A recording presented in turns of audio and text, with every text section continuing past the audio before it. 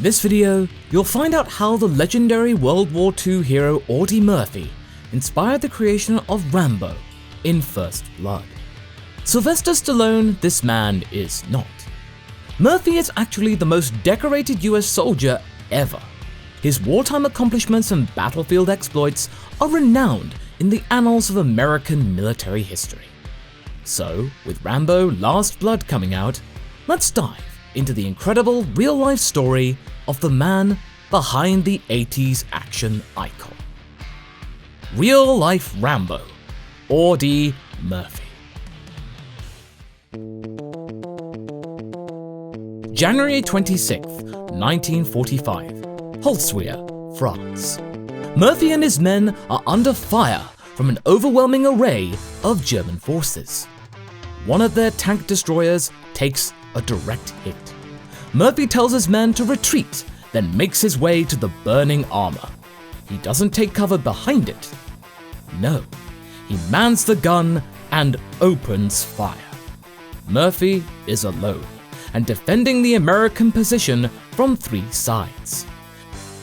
To make matters worse, the flaming tank is loaded with gasoline and can blow at any moment.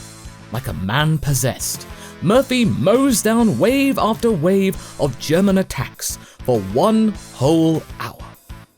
But he takes a hit, a bullet to the leg. Does this stop him? Not at all. He refuses medical aid and walks it off. Murphy then rallies his men and counterattacks. Against all odds, the German forces withdraw.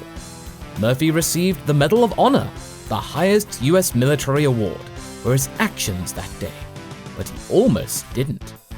In fact, there was a time when the most decorated US soldier in history was rejected from the forces he longed to serve. Born in June 1925, Murphy was the son of Texan farmers. He quit school in the 5th grade to help his folks out. But his life changed after the Japanese attack on Pearl Harbor in 1941. Murphy tried to join the Marines but was rejected due to his small stature and age. The teenager stood at 5 feet 5 inches tall and weighed only 130 pounds. But in the summer of 1942, the young Texan tried again.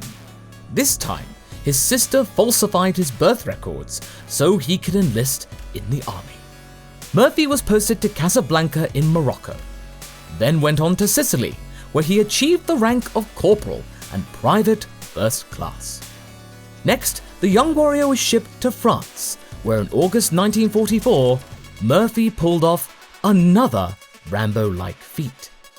Murphy's best friend Lattie Tipton was confronting some surrendering Germans when all of a sudden a sniper killed him. Their surrender was a ruse. Murphy lost it and went full Rambo. He killed the Germans feigning surrender, then charged the enemy position. He injured several German soldiers and put some in the ground. The others surrendered, and he took them as prisoners. Another soldier soon lobbed a grenade at him, and then Murphy engaged 8 German soldiers running out of a house. He killed 2, and the rest simply surrendered. According to an eyewitness affidavit by Staff Sergeant Norman Holland, Murphy killed 8, wounded 3, and captured 11 of the enemy in approximately 1 hour, single-handedly cleaning out the entire enemy position. Murphy got the Distinguished Service Cross for his actions that day, and just like Rambo, the violence got to Murphy. Describing that day in his autobiography, To Hell and Back, he writes, "I remember the experience as I do a nightmare. A demon seems to have entered my body. My brain is coldly alert and logical. I do not think of the danger to myself. My whole being is concentrated on killing." All in all, Murphy is said to have killed over 200 soldiers.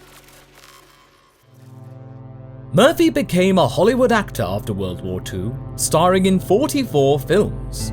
But at home, in his most private moments, the darkness of war came back. Murphy often woke up screaming and could never sleep without a loaded gun nearby.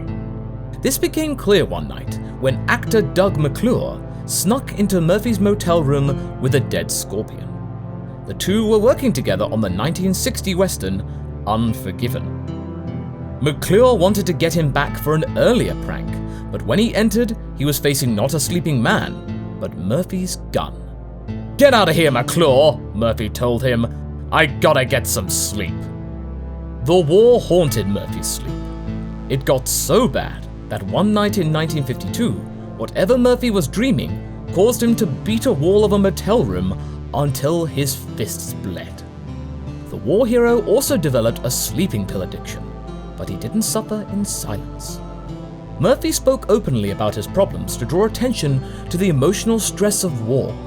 He once said, "After the war, they took army dogs and rehabilitated them for civilian life, but they turned soldiers into civilians immediately and let them sink or swim." This sentiment echoes Rambo's climactic conversation with Colonel Sam Troutman at the end of First Blood. "Back there, I could fly a gunship, I could drive a tank, I was in charge of $1 million worth of equipment. Back here, I can't even hold a job parking cars." Murphy died tragically in a plane crash in 1971. This was a year prior to the release of the book First Blood by David Morrell in 1972. The film featuring Sylvester Stallone was released 10 years later in 1982. Writing about his decision to base the character on Murphy, Morrell explains in his essay Rambo and Me that the idea came to him one night in 1968. The author writes that he was watching a news broadcast of the Democratic National Convention, where thousands of Chicago cops were attacking war protesters. Morrell notes that he began to wonder about those being clubbed, and if any of them were like students of his who were angry veterans, or if one was an elite and decorated former soldier. Then it came to him. Or what if he were Audie Murphy, Morrell writes. He thought, what if Murphy was protesting the war?